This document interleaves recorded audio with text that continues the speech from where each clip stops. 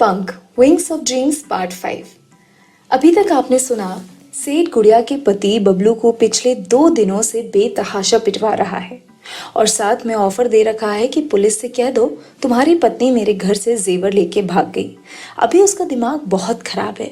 एक दिन थाने में बैठाने के बाद मैं खुद ही केस वापस ले लूंगा। हमारे कहे पे चलोगे तो मौज करोगे, वरना। फिर भी मोटी अकल का बबलू शरीर से भी मोटा है। अनगिनत लाठियां खाने के बाद भी टूटा नहीं। उधर गुड़िया की सास सेठ के घर पर अकेली बीमार है। सेठ के घर गुड़िया को कुछ भी करके अपनी सास को सेठ के घर से निकालना है। गुड़िया जानती है सेठ किसी भी हद तक गिर सकता है। बीमार सास को मारना तो सेठ के लिए आधी बोतल दारू खरीदने जैसा है, जो वो कभी भी कर सकता है। साथियों, हेलो, मैं हूं आपके ऑडियो एंकर साक्षी। कहानी पंख विंग्स ऑफ ड्रीम्स के प्रायोजक हैं अली बाबा टेलीकॉम्स शाहजहांपुर। ये कहानी लिखी है मैंने via content agency DDCO, all rights reserved, April 2023। Kusum, जो कि एक विधवा थी और स्टेशन पे झाड़ू लगाने का काम करती थी, गुड़िया को अपने घर लेके गई थी। उसने जोहरा को फोन लगाया जिसका फोन बंद था। कुसुम जोहरा को ढूंढने बरेली स्टेशन की तरफ निकल गई, क्योंकि जोहरा ई-रिक्शा चलाती थी और वो ही इतनी तेज थी कि वो सेठ से हर तरीके से निपट सकती थी। गरीबी के डर से उसने अपने पति के छोड़ के जाने के बाद जोहरा ने अपने ससुराल को पूरी तरह संभाल लिया था। भले ही ई-रिक्शा चलाती थी, लेकिन वक्त के साथ उसने अपने कई ई-रिश्ते बना लिए थे। ई-रिक्शा संगठन में महिला पदाधिकारी भी थी और साथ ही आजकल जमीन के काम में भी सौदा करने लगी थी। स्टेशन पर कुली और बाकी दुकानदार जो उसे जानते थे, वो अब उसे जोहरा प्लॉटर के नाम से बुलाने लगे। कुल मिला के वही गुड़िया की सास को निकाल सकती थी, जिससे सेठ को गुड़िया की असली ठिकाने का पता ना चले और बच्चियां और गुड़िया दोनों सुरक्षित रहें। दोपहर से शाम होने आई। कुसुम ने जोहरा का इंतजार स्टेशन पर किया। ई-रिक्शे पर बैठकर उसको सड़कों पर ढूंढा। शाम को उसके घर भी गई, लेकिन घर पे ताला था और पड़ोसियों से खबर 3 दिन से पूरा परिवार कहीं गया है। उधर कुसुम के घर दोनों बच्चियां, दादी बहुत बीमार हैं, ये सुन के सदमे में थी। गुड़िया को कुछ समझ नहीं आ रहा था कि क्या करे। गुड़िया का पति बबलू पिटते पिटते बेहोश हो गया था, लेकिन सेठ की शर्त की गुड़िया चोर है, झूठी चोरी की गवाही पुलिस के सामने देने को तैयार नहीं था। इशारों इशारों में गुड़िया ने कई बार बबलू से जिक्र किया था कि सेठ मजाक मजाक में मर्यादा पार करने की कोशिश करता है। बबलू कभी कुछ नहीं बोला।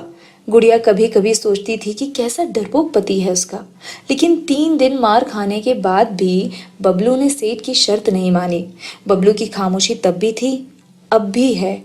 अब तो बबलू पिटते पिटते बेहोश भी हो चुका है, लेकिन कैसा पति है गुड़िया का, इस सवाल का जवाब बबलू ने अपनी एक और चुप्पी से दे दिया था। सेठ शराब और गुस्से में डूबा हुआ था। रात होने को आई। कुसुम गुड़िया से कह रही थी जोहरा को ढूंढकर ही लौटूंगी, लेकिन कुसुम एक समझदार लेडी थी। वो समझती थी कि गुड़िया को इस समय उसकी बहुत जरूरत है, तो फिल्मी सीरियल की हीरोइन बनने की बजाय उसने सीधा रास्ता पकड़ा और सीधे घर पहुंची। रास्ते में वो सब्जी, बिस्किट, बच्चियों के लिए दूध और 1-1 रुपए वाली लॉलीपॉप खरीदना नहीं भूली। कुसुम घर पहुंची। आसपास देखकर अपने ही घर का दरवाजा ऐसे खटखटाया जैसे वो अजनबी हो। वो सिर्फ ये बात पक्की करना चाहती थी कि सेठ का कोई आदमी या खबरी यहाँ तक पहुंच ना गया हो।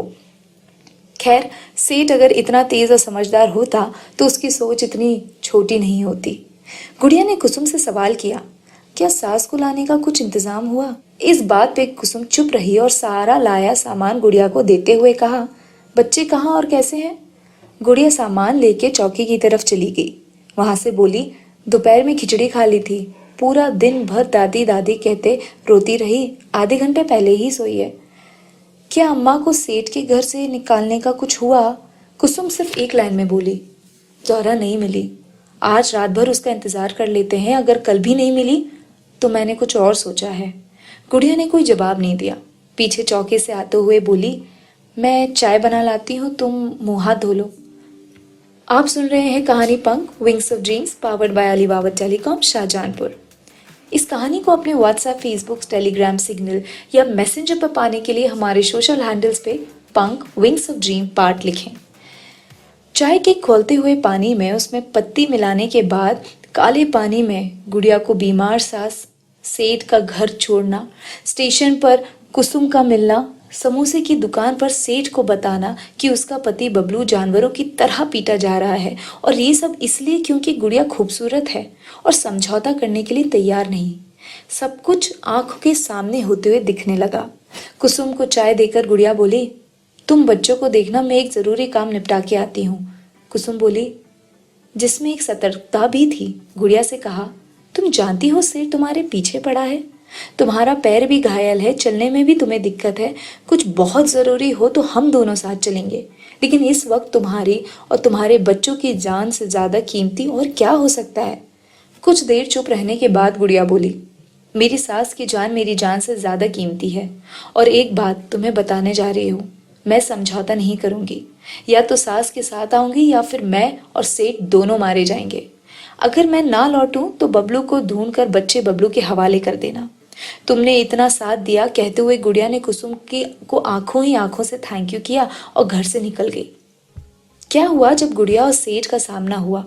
क्या गुड़िया सास को जिंदा वापस ला पाई? बेहोश बबलू के होश में आने के बाद सेठ ने उसको और पीटा या छोड़ दिया?